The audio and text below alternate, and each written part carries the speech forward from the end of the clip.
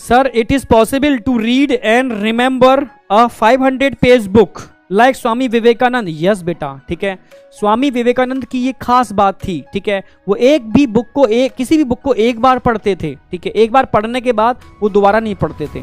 आप उनसे पूछोगे कि उस बुक के उस पेज पर, बुक आपके हाथ में है, बताओ इस बुक के इस पेज पर क्या लिखा हुआ है, वो उस बुक के उस पेज पर बता देते थे, इस बुक के इस पेज पर ये लिखा हुआ है।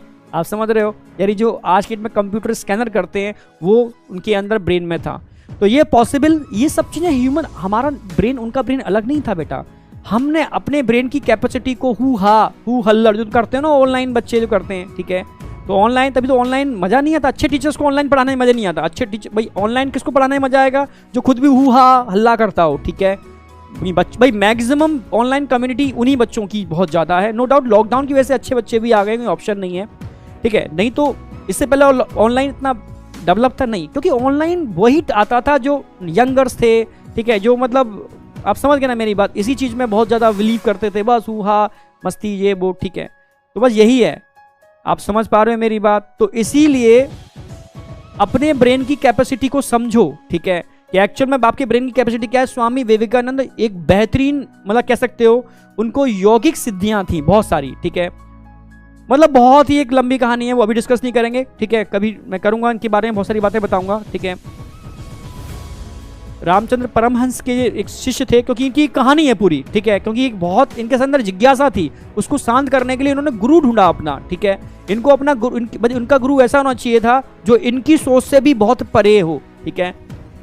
तो बस वही था, इसका बहुत पूरी कहानी है, ठीक है। अभी समझाऊंगा, पर ये रियलिटी है, ठीक है। ये रियलिटी है, उनके ब्रेन की कैपेसिटी बहुत बेहतरीन थी, ठीक है। और हर इंसान की बेहतरीन होती है, पर आप कितना यूटिलाइज करते हो उसको, ठीक है।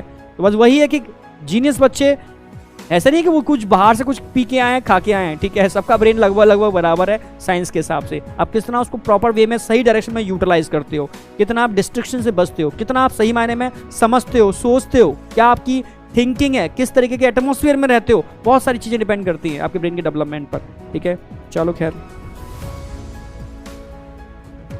हाँ बिल्कुल, मेडिटेशन ब्रेन की कैपेसिटी को इंक्रीज करता है। यहां तक कि 40 साल की उम्र के बाद ऑटोमेटिकली न्यूरॉन डीजनरेट करना स्टार्ट हो जाते हैं ऑटोमेटिकली, ठीक है।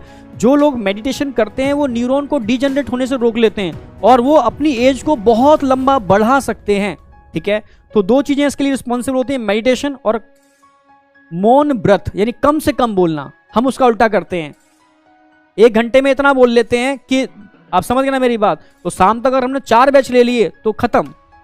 टीचर की लाइफ इसलिए बहुत खतरनाक लाइफ होती है, कुछ नहीं लाइफ होती, ठीक है। बस वो बच्चों को, बस बच्चे भी ऐसे होते हैं, समझ रहे हो ना मेरी, सपोर्ट भी नहीं करते, उनको मस्ती चाहिए, ठीक है। टीचर अपना चिल्लाने में लगा हुआ है, अपना पूरी एनर्जी देने में लगा हुआ है, अपना मतलब रियलिटी है, ठीक है। आप समझ रहे हो, पैसा हर फील्ड में, ऐसा नहीं पैसा इसी फील्ड में, पैसा हर फील्ड में, ठीक है। पर इसमें एक डिवोशन चाहिए, ठीक है। इसमें टीचर, बस हम लोग यही सोचते हैं यार, हम जो काम कर रहे हैं कहीं 2 नंबर का काम नहीं है, एक बहुत साफ सुथरा काम है, ठीक है। बच्चों को एक अच्छी एजुकेट कर रहे हैं, इंडिया को एजुकेट कर रहे हैं, जिससे कि वो आगे जाकर के और बेहतर कर पाए, ठीक है। तो एक तरीके से आप एक बहुत बेहतर एटमॉस्फेयर क्रिएट करने की कोशिश कर रहे हो, ठीक है। अभी तो कहते हैं कि थोड़ा समझदार बनना बहुत जरूरी है आपको भी, ठीक है। ऐसा नहीं कि बस चलिए जा रहा है।